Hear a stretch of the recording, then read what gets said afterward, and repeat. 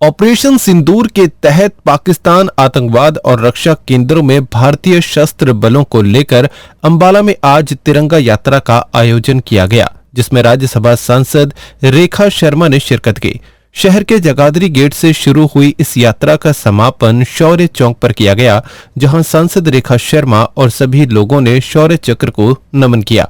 जानकारी देते हुए रेखा शर्मा ने बताया कि जिस प्रकार पाकिस्तान को भारतीय सेना ने जवाब दिया है वो तारीफ के काबिल है। पाकिस्तान ने हमारे 26 लोगों को मारा था, जिसके बाद भारतीय सेना ने उनके कई लोगों को ढेर किया है, जिनमें कई आतंकी भी शामिल हैं।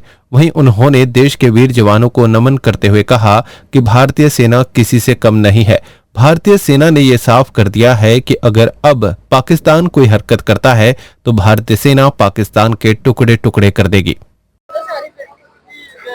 आज की ये यात्रा जो पूरे भारतवर्ष में हो रही है कल से लगातार, ये भारतीय सेना की जीत की खुशी में, भारतीय सेना के सम्मान के रूप में ये पूरे भारत में हम उनको अपना सैल्यूट दे रहे हैं, धन्यवाद दे रहे हैं।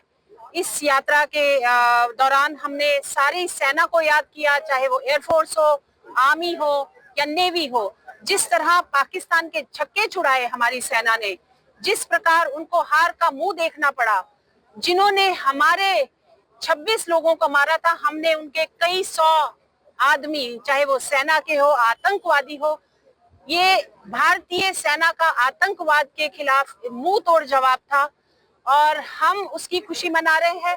हम उन लोगों को भी नमन करते हैं, उन सेनानियों को भी नमन करते हैं जिन्होंने अपनी जान गंवाकर भारत माता की रक्षा की। हम उनके परिवार को भी नमन करते हैं जिनके परिवार के प्रियजनों ने भारत के लिए अपनी जान गंवाई। हम उनके साथ खड़े हैं और इस तिरंगा यात्रा के उसमें हम उनको कहते हैं कि पूरा भारतवर्ष आपके साथ खड़ा है, आप अकेले नहीं हैं। भारत अब वो कमजोर देश नहीं है जिसपे कोई भी उंगली उठा सकता है। हम उंगली ही नहीं, हम उसकी गर्दन काटने का वो रखते हैं। ये नया भारत है, ये नई चुनौतियों को नई तरह से उसका सामना करता है। पाकिस्तान ने अगर अब कोई ऐसा काम किया तो पाकिस्तान का नाम मिटाने का श्रेय रखता है हमारा भारतीय सेना के सारे योद्धा जो हैं। मैं इसमें माननीय प्रधानमंत्री जी की भी जिस प्रकार से उन्होंने सेना को आगे रखते हुए उनको फ्री हैंड दिया, मैं उनको भी धन्यवाद करना चाहती हूँ, क्योंकि उनकी लीडरशिप में ये संभव हो सका कि नए भारत ने जिस प्रकार दुनिया के, चाहे वो चाइना हो या अन्य देश हो जो पाकिस्तान के साथ खड़े थे, तुर्किस्तान हो, उन सब का एक जवाब दिया कि भारत अब किसी से डरने वाला नहीं। हमारे पास आर्म्स है, एम्यूनिशन है, टेक्निकल वो नॉलेज है, हम टेक्निक में सबसे आगे हैं और हम ना किसी के न्यूक्लियर उससे डरते हैं। मुझे लगता है उनके पटाखों ने तो सबको देख लिया, चाइनीज पटाखे थे और वो कहीं भी कुछ भी असर नहीं कर सके भारत की धरती पे। हम नमन करते हैं अपने सेनानियों को जिन्होंने आज हमें ये दिन देखने के लिए सुरक्षित रखा।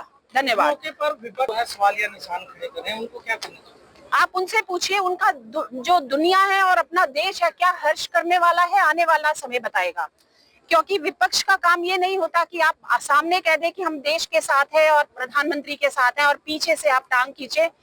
ये उन लोगों से भी ज्यादा खतरनाक है जो सामने से युद्ध करते हैं, क्योंकि ये इंटरनल घात करते हैं और इन घातक कार्यों को अलग तरीके से लोग उसको हर इलेक्शन में जवाब देते हैं। अगर वो अभी भी नहीं समझे तो आने वाले इलेक्शन में वो पूरी तरह खत्म हो जाएगी। वहीं मौके पर मौजूद पूर्व मंत्री असीम गोयल ने कहा कि पाकिस्तान को किस प्रकार भारतीय सेना ने सबक सिखाया है वो बहुत सही है और अगर पाकिस्तान में ऐसी कोई हरकत करता है तो उसे पता है भारत उसका क्या अंजाम करेगा। विपक्ष द्वारा उठाए जा रहे सवालों को लेकर असीम गोयल ने कहा कि देश में विपक्ष बचा नहीं है, विपक्ष के नाम पर सर्कस है, जिन्हें खुद नहीं पता उन्हें क्या करना है। क्या कहेंगे, क्या संदेश जो है देश के नाम पर कल से पूरे भारतभर में, और भारतीय सेना के उस पराक्रम को, साहस को सैल्यूट करने के लिए ये कोई पार्टी विशेष द्वारा निकाली गई तिरंगा यात्रा नहीं है। ये हर भारतवासी इसमें जुड़े, अरबों भारतवासी जो भारत को आगे बढ़ता हुआ देखना चाहता है, भारत को अक्षुण्ण देखना चाहता है, सब भारतवासियों ने, ऐसे लोगों ने पूरे देश भर में ऐसी तिरंगा यात्राओं का स्वागत किया, उसमें हिस्सा लिया।